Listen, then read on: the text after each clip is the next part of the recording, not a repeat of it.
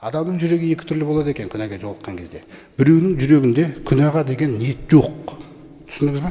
Күнәға деген ниет жоқ кезде Алла Тағала аман алып қала береді. Юсуф алейхиссаламды аман алып қалғандай. Өйткені ол біздің ықыласымызға бөленген құлдардан дейді. Ал егер де жүректе дерт болса, ол тоқтамай қалуы мүмкін.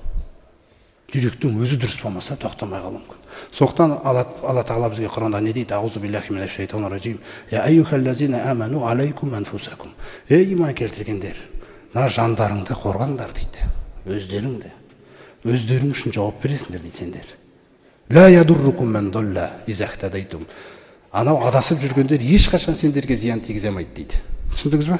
Егер де өздерің түзу болсаңдар дейді. Өзіңнің ниетің түзу болса, өтіп баратқан қыздың кінәсі жоқ, ашық-шашық. Ол діннің несін танымайды әлі, мүмкін келер жолға. Бірақ дәл қазір ол сынақ ретінде өтеді алдыңыздан. Ол өтіп баратқанда оның кінәсі жоқ дейді. Бір ашық-шашықтар деген сөз өзіңді ақтау ол. Түсіндіңіз бе? Екі адам отырасыз, мысалы, бір бауыр екеуіңіз машинада отырсыз, сосын бір жаңағыдай қыз ашық-шашық бір қыз өтеді. Сосын көзіңіз түседі, бауырыңыз отыра қасыңызда, астағфирулла. Сосын шайтани нелер қойды, әрекеттер қой мынау дегендей мәселе. Өтірік бәрі өтірік. Алла өтіріктен сақтасын, құрметті жамағат. Тек қана шындық деген нәрсе көрсетеді. Анау бауырың болмаса, продолжение следует болады ана жерде. Көрдіңіз бе қандай мәселе? Ана қайта бауырың әйтеуір не болса да сақтап қалды. Түсіндіңіз бе қандай мәселе? Өзіңді ақтап, өзіңді мақтау, ана жаман қылып көрсетіп алмаудан сақта. Не керек ол?